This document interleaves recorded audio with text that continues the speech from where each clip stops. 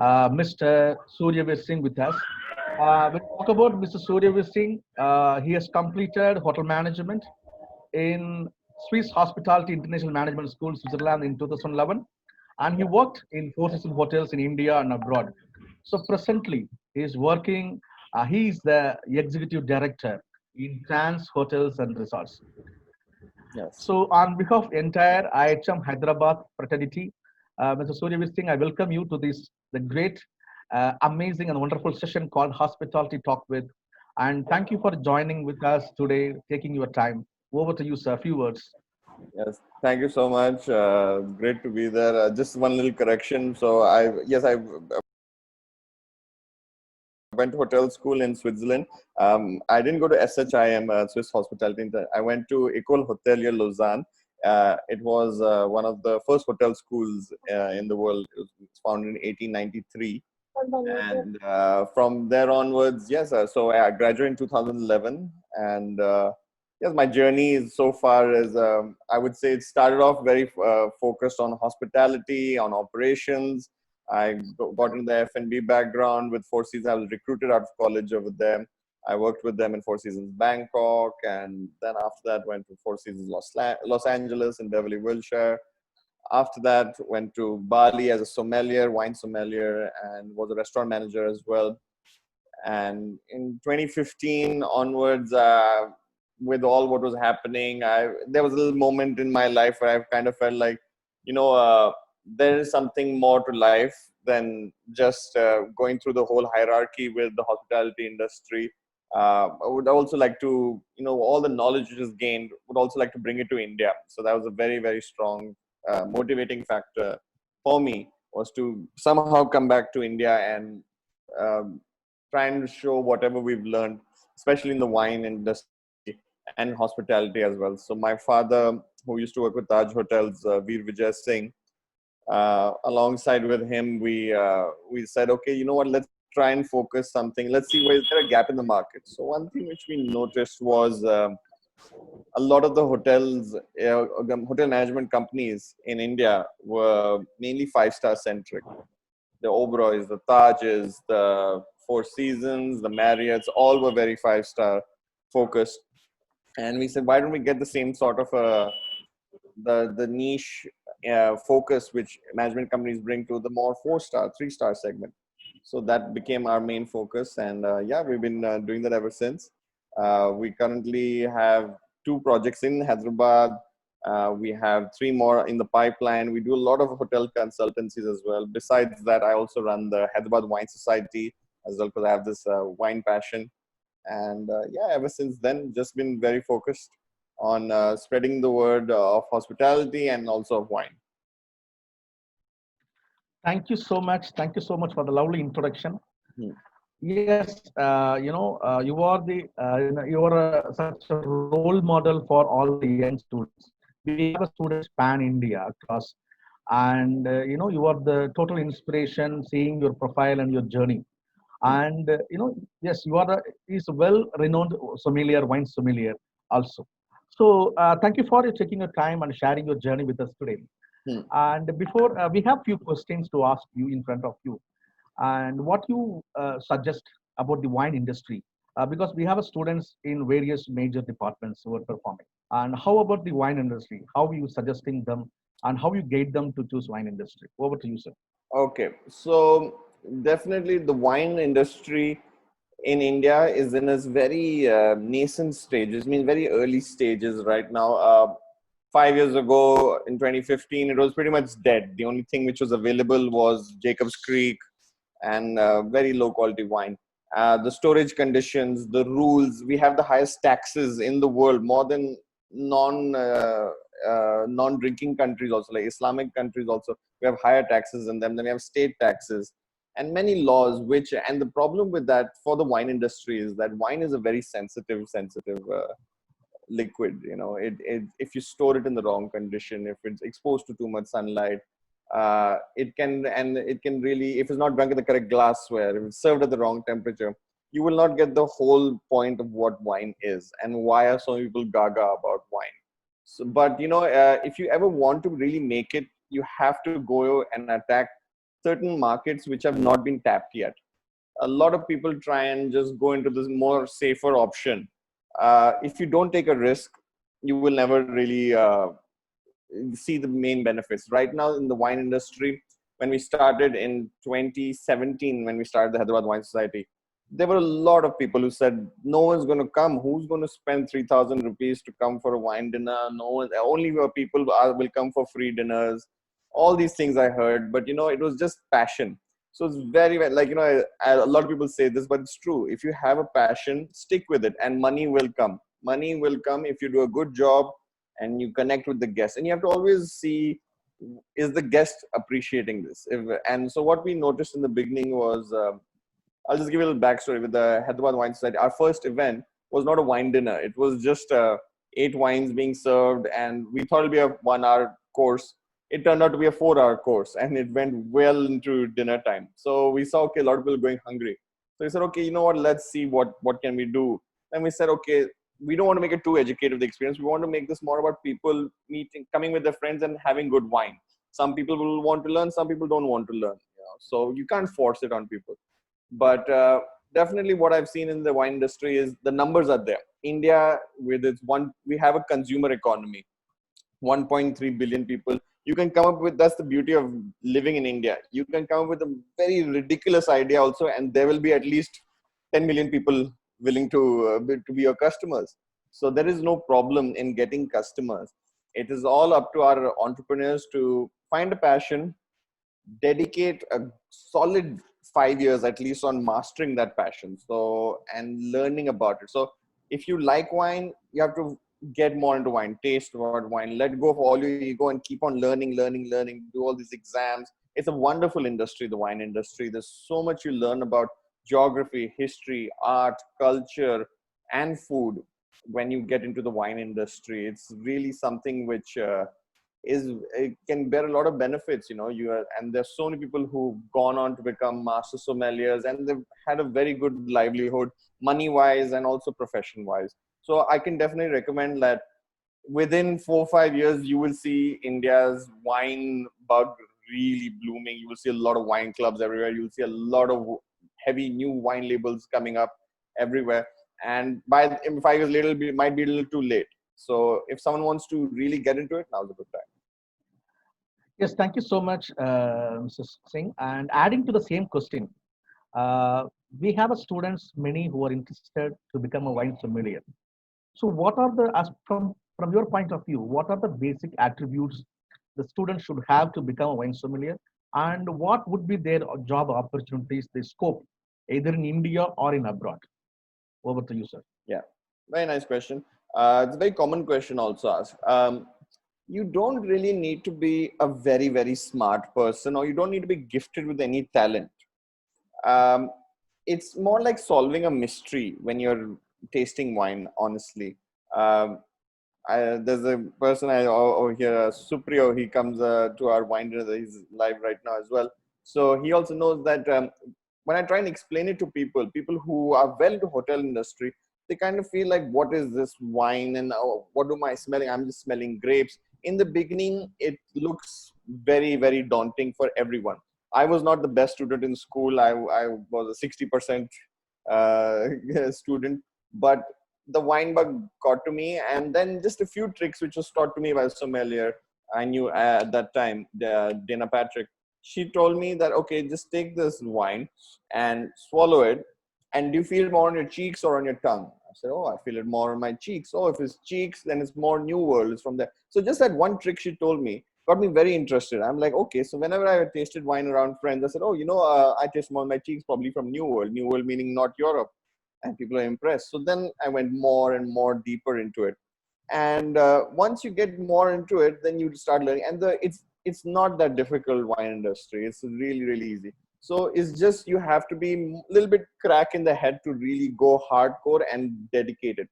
And if you really, truly like something, the time will fly. The time will absolutely fly. I had no problem spending thousands of dollars on just buying bottles of wine and tasting them. So there is no major attribute you should have. is the passion which you need to have. So if you go online, there are a lot of sommelier courses right now. WSET is the most popular one in India right now, WSET. They have some levels. There's the Court of Master Sommeliers with who I got my credentials with. The Court of Master Sommeliers as well. They're now doing some exams in India as well. Once you get an accreditation from there, you can also, it's not compulsory. Again, to work in a hotel as a sommelier, it's not necessary. It's a nice little pin which you can show that saying, okay, I've passed such and such exam. A sommelier still has to prove himself in the restaurant, showing wine sales, because there are a lot of people who just try and pass some exam and say, I'm a sommelier, I'm the best sommelier in India, but that's not how it is. Uh, I don't call myself a sommelier right now because I'm not working in a restaurant. A sommelier is someone who works in a restaurant, is handling the wine, is pushing wine sales, is designing the menu, and is doing pairings, is talking to the customers. That's the whole point, you know.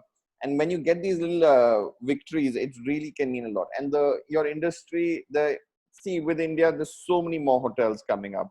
Back in 2010, India had around 1 lakh rooms. The whole of India had just 1 lakh rooms. It was lesser than the city of New York. Today, we're far past that. Marriott, Radisson, all these big companies are coming into India. And when they come in, they of course want wine sales to go. There are certain restaurants where you have an entire kitchen brigade, an entire service staff, but one sommelier will get you 45%, sometimes 55% of your restaurant revenue comes from just wine. So it is definitely a high profit margin industry, and the bigger more of these companies come. And if you have this specified sort of things, it's not like if you just have a sommelier degree that you only know about wine. You know, you can also get into cocktails, and you can also be a restaurant manager. So if you're working in a restaurant which is not very wine centric, doesn't mean you can't wait tables or handle staff. It's a wonderful medal to have, and especially in today's day and age where there's so much competition, having these one or two small medals with you can really take you a long way. Thank you so much, Mr. Singh, for sharing such a knowledge and wisdom. And of course, IHM is one of the application provider for WSET. We do conduct WSET courses, and many of our students have completed WSET level 1 and level 2 as well. Right. So let me go into deeper. That's the question. What would be the future of Indian wine industry? India cannot be, as of now, India is not the best competitor among the world wines. So what is in your vision, what is in your point of view as a sommelier, how do you judge Indian wine industry in future? So what are the perspectives and how the Indian wine industry would be? Over to you, sir. Yeah. So now this is a very interesting question because the wine industry in India now, the quality of the grape does not just come on hard work. It also comes on quality of your climate, the terroir we call it. It's your soil, your climate, the work put in by the smart people who are helping in deciding what grape when to grow where. All of that is a little bit geography centric as well. You can buy the best consultants, but if you had a bad harvest, if it was raining too much, or if it was too dry, or if the soil wasn't too good, it won't really help. So most of the best wines are grown on a certain latitude, and most of Europe comes under that, and California as well, and then the southern hemisphere also comes, because you need an ideal temperature of 18 degrees, 17 degrees as well. India does have certain pockets of it. We don't have vast pockets. The problem with India is we have very high humidity, and certain areas are pretty they get a lot of rainfall as well. They're not. You need a lot of places. Like if you see in California, even though it's got good weather, it doesn't rain that much. They say in California it rains like 5 days a year. I've lived there, so it's really true. So that's the problem. So now getting to the whole point of it, Indian wines before was usually just Sula, Fratelli was running the business. But again, they also had to cut corners. They before just said, okay, people are not understanding wine. They're not appreciating our wine. So what do? We make it sweet. So they threw in a lot of sugar and they made it very sweet. That was in the 90s. Now with the 2000s and 2010s coming around, wine industry in India has definitely improved. Some very good wines have come out. Krisma is one of the wines from Hyderabad. The owners are from Hyderabad. The wine grows in Karnataka, but they have some outstanding wines. If you put one of their Cabernet Sauvignons in a blind tasting competition, I would probably confuse it for a Napa Valley high-end wine. So definitely, we have some very good wine potential coming out over there. But again, this comes with trial and error. The beauty of why France is ahead is because France and Italy, these countries have over a millennium of experience, 2 millenniums of experience of just growing and understanding which particular soil to grow, which particular grape to grow, what particular barrels to use. All of that came through generations and generations. That's why they have that advantage. Indian wine is improving. The best part is that because the government is also very strict on imports, so people who like wine still want to buy a bottle below 1500 rupees. So that's why Indian wines will come in, and they are improving their game. What we need to do is, of course, we need to have better laws for our storage of wine. So in the depots, especially in Telangana, all our wine goes in the depots. Depots are not really temperature controlled, so that is one of the big hindrances. But even for the customer, our customer also needs to know what temperature they should serve wine. So for white wine, you should serve it between 9 degrees to 12 degrees Celsius, and champagne as well at around that temperature. For red wines, around 15 to 18 degrees Celsius. And you need proper glassware also to enjoy it. So that's the problem with wine as well, is you need a little bit of that knowledge to appreciate. It's like learning cricket. A lot of people don't understand cricket because there's so many rules in it. Same thing with wine. Once you understand it, then you'll fall in love with it, because it is a little complex, yes, but once you catch on to it, you will understand why people are so addicted to it, and I can spend millions and millions of dollars on wine, and no one will do that for whiskey, no one will do that for vodka, no one will do that for tequila. There's a certain art to wine, and definitely India is I would say maybe in a decade or so, we will be definitely competing, but it has a long way to go. But better join now than never. Yes, thank you so much. Well said. As you know that we know the old world wines and the new world wine countries, and as a familiar, you know that the 50% of the wines in the world global wine market comes from France, Italy, and Spain. So, as a familiar point of view, what are the new countries challenging these old countries in the future? China is producing wine, and Argentina is also producing great wines. Chile. So, what are the new countries, or in the future, would be the more challenge for these three old countries? Over to you, sir. Yes. So very nice question. So the world of wine was dominated by the old world wines. Old world wines meaning European countries. They dominated for the longest time, and then there came a tasting in the 60s, the late 60s, I believe. It was called the Judgment of Paris, where they took some wines from America, California mainly, and they did a blind tasting, and they mixed it up with some big French wines from Burgundy and Bordeaux. And all these people, the people on the judging panel, they were all French. And once they tasted the wine, they unanimously chose the American wine as a better wine, and had no idea. There was a blind tasting competition, and they were shocked. So, and that one tasting really changed the whole industry for New World wines. So all countries outside of Europe are called New World wine. And then basically the whole wine industry, the customers start asking for some wines from America, and then suddenly the market just blew up. It's really, so it's all stuck in your head that French wine is the best, or Italian wine or German Riesling is the best. There's some outstanding wines coming out now. So America is definitely leading the way in terms of wine quality. They have a huge land, they have some outstanding wine in Oregon, Pinot Noirs. There are some good Chardonnays there. Napa Valley has all sorts of grape, but the Cabernet Sauvignons are very good. South America, one of my favorite wines comes from Chile. It's called Purple Angel by Montes in Chile, and it's made from this grape Carmenere, and it's beautiful, like outstanding. So the difference in terms of flavor, so people don't understand what is the difference between flavored from old world and new world. Old world wines are not so fruity. They're more earth centric. They're more have taste of grass, mushroom, meat. wood, mud, some little chemicals, sort of a taste, but it comes out well. I don't want to discourage people from that. Whereas basically the New World wines are very fruit centric.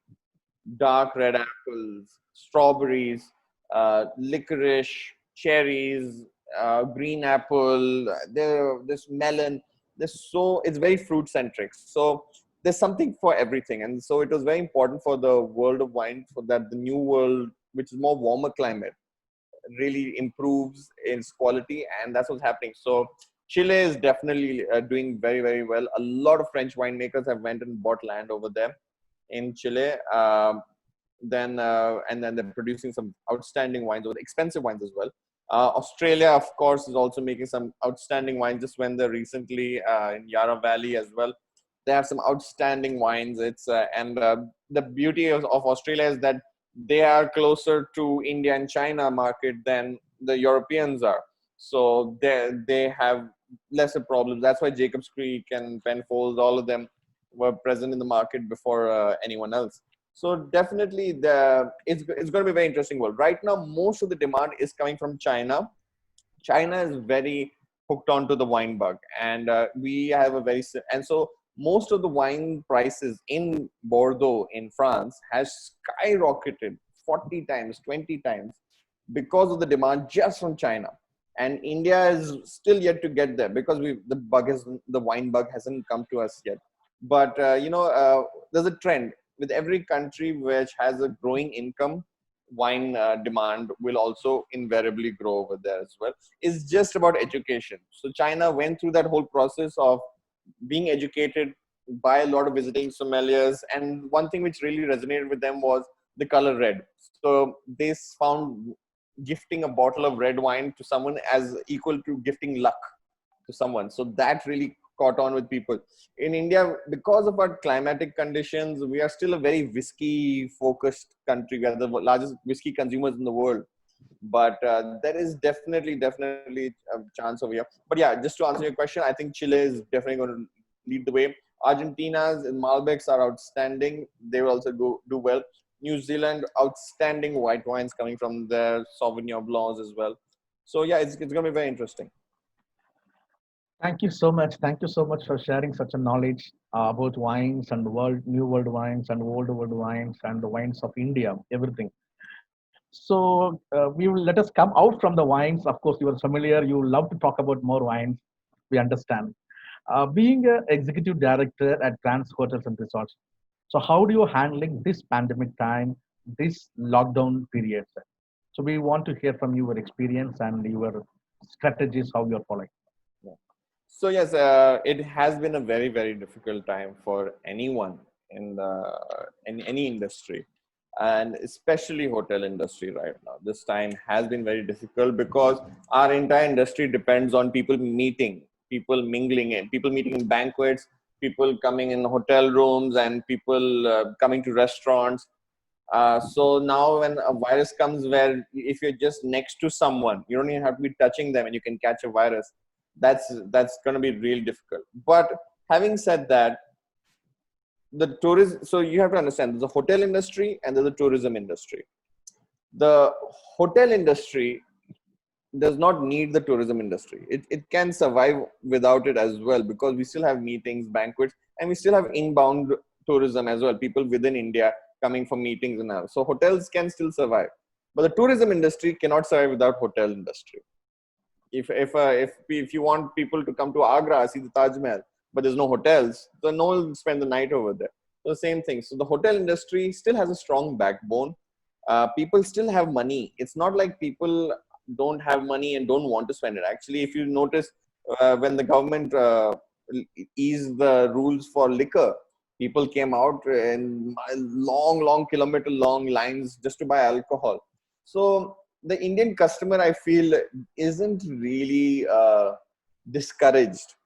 It's what's happening is terrible, yes, but I think what we had to do with Trans Hotels, of course. So our resort hotel, we had to shut down because we got the government directive saying you have to shut down. Our other city-based hotel, we had some customers over there, so we opened, but now they've just checked out. So it's difficult. The problem is that because you're a commercial building, some places you still have to pay certain people their salaries now. You can't, because there's no revenue coming in. Now, what do you do? And it's not only like less revenue, it's like zero. So it's very, very challenging. So some people had to take pay cuts. And it's not been easy. Even from our side, we had to let go of our management fees in quite a lot of cases. But we know that these are unique times. These are very, very unique times. And what can one do? We have to just come up with new strategies on what to do, how to make the customer feel more at ease. So we had to come up with ideas. So what is the main focus right now? Hygiene. Come up with new rules on how to handle certain touch points. Room service, will people still be okay with the person coming inside the room? No, probably we can leave the trays outside. Laundry, how do we handle that? Handshakes, no more handshakes. Buffets are going to go away slowly. So what do? You either have a staff over there serving everyone food, uh, and lifts, when everyone goes to a lift and presses a button, what are you going to do about that? You cover it. Certain places they give you a toothpick just to poke it. There are a lot of these things going on as well. So and the thing is, with hotels, you get people from all over the world coming and staying. So it's not only India focused. So but what can someone do? People still want to do business. And what we're also seeing right now with Zoom as well, the app, now more people are just saying, you know what, I'll rather have a meeting. I don't need to fly halfway around the country to have this meeting and spend a night and 3 nights in a hotel. So these are difficult times, yes. We were already, the hotel industry was slowly going up. Our room rates were improving, our occupancy rates were improving. It was looking good. A lot of hotels were under construction and consultancy projects also coming along. Indians were thinking big. Our architecture was improving as well. We were on a good track. It's come at a difficult time, but I'm not going to lie. But I'm sure we will come out of this. And I'm being optimistic as well, because Indians, in the end, we have a set target, and it's not like we're going to change our consumer habits. We will be more careful, yes. Main focus for all hotel companies will have to be to emphasize on hygiene. And what are we doing? It has to become a main focus on social media. It has to be, and then what do we do about our costs? So unfortunately, it's not going to be the best time for hiring a lot of staff. So there's going to be a lot of cuts as well. But I think hopefully, and give it by November, we should be back to normal industry wise. But a lot of hotel owners and everyone has realized that it's not their focus on profit anymore. It's more on surviving. There will be some people shutting down. There'll be a lot of restaurants shutting down. There'll be some hotels going under. It is a difficult time, but it's a difficult time for everyone. No one is doing well, absolutely no. Besides maybe the odd person making hand sanitizer, everyone else is doing bad. But we're in this together, and I think we'll come out hopefully by this November. Yes, well said. Yes, of course, we are witnessing something which never happened before. This very difficult time for everyone, not only hospitality industry, entire industry being struck, and it's the worst hit to especially hospitality industry and aviation tourism industry. We are come to the conclusion of this session, and before we finish, I would like to have two more questions. The last two questions, which we want to ask you. What would be the different aspects of safety would be implemented once we open the hotel? What are the safety? Already we have some safety precautions. We are following it, but once we open the hotels, we have to live a new normal life. So, what are the strategies would be followed to retain the customers, and what are the basic safety precautions would be followed, and sanitation, hygienic in all the ways? How you will convince the customer, because customer behavior should also be changed. So, how would you convince the customer, and what are the safety measurements will be followed once we open the hotels? So we're already getting some few directives from the government already. It's not 100% yet, but what's happening is they're saying we have to do stricter disinfection of luggage coming in. There will be a mandatory temperature check for anyone coming in. Biometrics for all staff, that has to go out. We have to go back to manual. Um, so those are the few things. Like I said, buffets will be affected. Room service will definitely be affected. Laundry will be affected. And the problem is that room rates will unfortunately, in order to handle this, room rates will be a touch and go with the. But let's see what happens in that. But yeah, in terms of rules and regulations, there definitely be much more tighter screening happening. It's required. I understand, because last thing you want is a waiter to get infected and come and then infect another 60 people. So you need this particular checks and balances happening as well. But I think it's much needed as well, because I've noticed sometimes in Hyderabad, especially, if you leave a used tissue paper on the table, the staff is cleaning, he'll just pick up with his bare hands. So imagine the staff has no idea, what do I have, and then he will go and so the hygiene in a lot of hotels, and I've worked in the best of the hotels also in Switzerland and wherever, hygiene in the back of the house has unfortunately not been good. Definitely not been good.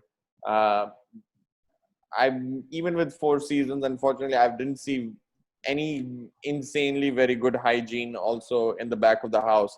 A lot of places need deep cleaning and screening of the staff, and we have to also come up with new regulations for our staff as well, as to if you're sick. So a lot of staff, we'd like to think that, oh, I'm not sick, oh, I just have a cold, it's fine. But now if you have a cold, you might potentially be also carrying something, so that's also a little risky as well. So all these new regulations will come out. It's definitely going to be very tricky, but it's necessary as well, because last thing, and we don't know if is coronavirus dying out, or will there be a second wave or a third wave. It's right now everyone's in limbo. Thank you. Yes, well said, sir. And the last question of the day, we are not taking too much time. So many of our students have joined hotel management or hospitality course to become a general manager or to become executive chef or executive housekeeper or front office manager. So there are few students who want to become an entrepreneur. So being your entrepreneur, what are the basic qualities a student should have to become an entrepreneur? Over to Okay. you, sir. Yes. Yeah. So this is a very good question, because when I started from hotel school, I wanted to just be a GM. That was my main focus in life, was just to be GM, and GM with Four Seasons. Started off well. My own HR organization told me, yes, we are putting on the fast track to be a GM. You have a GM personality. I was very happy. The problem with the hotel industry is that they believe in a very long process of going up the ladder. So they say, oh, you can't be a restaurant manager until you're 29 at least. Okay, I became restaurant manager at 26, but still. And then they said, oh, you can't be F&B manager until you're 35 at least. So they had all these rules. Oh, you can't be GM until you're 38, 39. So all these rules came out, and you're like, okay. So, but the problem is also, you've spent nowadays, if you see hotel schools fees as well, especially if you go to Switzerland, if you're spending that much money and then you go to a hotel and you're making bare minimum amount, and you have to do this for 15 years until you see some real money being made.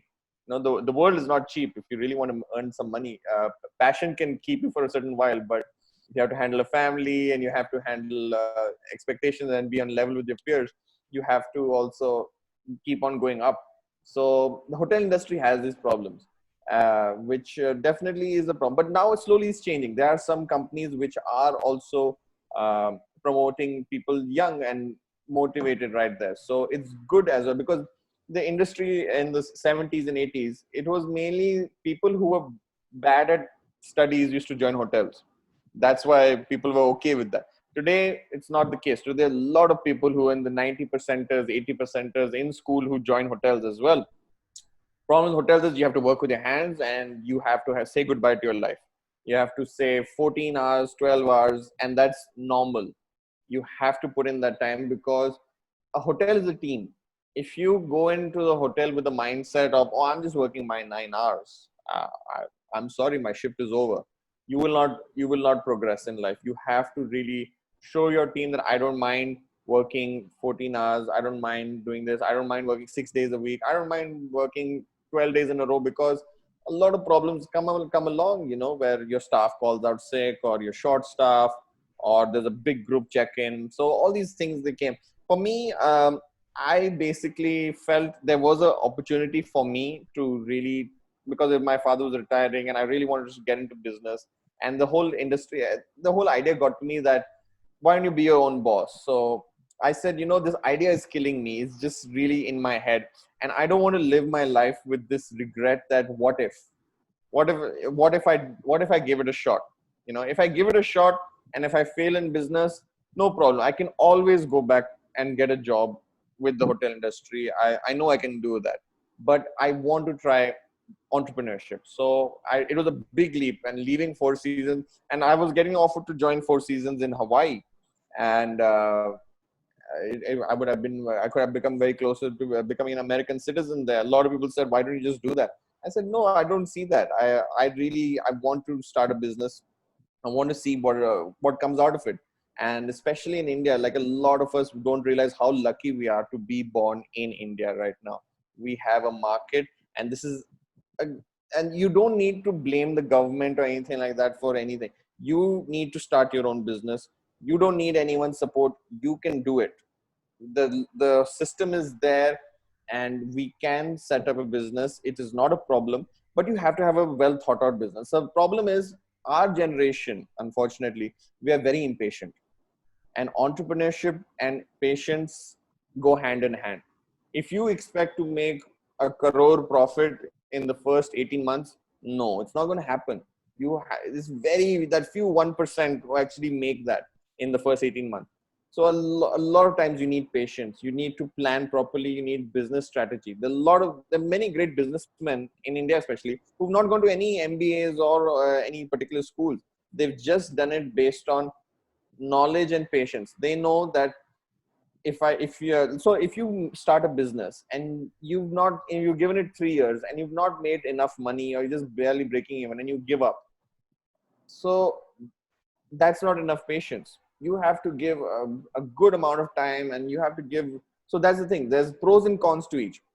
There are a lot of pros to being an entrepreneurship. You don't need to have a boss. You don't need to ask for permission to take your day off or whatever. You can decide your own hours, but you have some real responsibilities. If you default on a payment, you might lose your house. You might have some real serious financial issues. Are you So you have to really plan. You have to be a master of accounts and numbers if you want to get into finance, if you want to get into entrepreneurship. You can't just go in with no strategy on how to pay the bills. You have to have a very tight strategy on that, and you have to have some real hard work put in over there. Whereas now, also in the hotel industry, now if money making is your main focus, hotel industry is now paying well. There are certain hotel GMs which are making 7 lakhs, 8 lakhs a month. So that's a lot more money than I'm making right now as an entrepreneur, to be honest. But for me, my passion is driving me. We are also running it. That's not a problem. But it is definitely, you have to see what keeps you happy. Because for me, I saw my life and I said, I can make good money, but I don't want to work 13, 14 hours a day in different parts of the world with zero family life, not being in touch with my friends.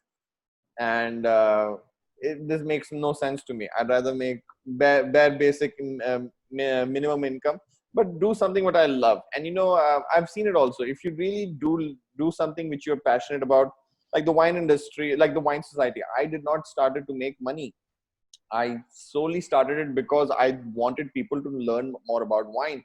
Because I would go to parties and I would see people serving a very expensive bottle of Chateau Margaux and putting ice cubes in it. So I said, are you serious? Like you do not understand what you're doing with with this particular wine. So I just did it with that. Now, because of 2 years of me pushing for the wine society, it's now opportunities have opened up. There's so many more opportunities where you can make good money out of it. So a lot of people should just basically make a plan. See, entrepreneurship is not for everyone. I completely agree. It's not for everyone.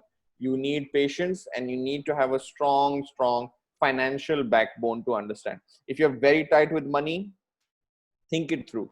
There's no harm in spending your 20s doing different things and understanding what you want to do. If you just immediately start off at age 21, 22, starting a business, that's risky. I would not do that. Go out, learn from the industry, understand what hard work means. Don't complain. Don't switch jobs every 6 months, 9 months. That's a very bad habit our industry is doing. They're just going out, and I see a CV of a 27-year-old and it's 6 pages long because he's just gone to every company. That's wrong. You know, you have to be loyal to a company. Each company at least minimum 24, 30 months. You have to give it 2 years. So you'll understand the work culture. You'll understand what's happening. Try and get a promotion in the same company. Don't get bored so easily. And you will see that money will come eventually and experience will also come. But with entrepreneurship, have a very detailed plan. Don't just think that, oh, my business is going to be outstanding. There'll be a line outside on day one. No, there is no such thing. Business is a very, very tricky subject. You have to have a lot of patience. Patience, I'm talking in terms of 4 years, 5 years, 9 years, until you really start seeing some good money. But once you do get it, you will be very, very happy. Of course, life of an entrepreneur, I would say, is better than a hotelier. I have no regrets becoming an entrepreneur, but patience. If I went with the impatience, saying, I'm not Steve Jobs yet, why am I not Steve Jobs yet? You won't succeed. It's not possible. Thank you so much. Thank you so much, Mr. Singh. It's 7:43. We wish the session should go on. So, I know we are, in this condition, in this situation, you'll be very busy. And, thank you so much for taking your time and spent with us. You talked about wine industry. You talked about Indian wines. You talked about, current scenario, the strategies, what trans hotels are doing, everything. Thank you so much. A lot of insights we had today. This would be great knowledge and wisdom for our students.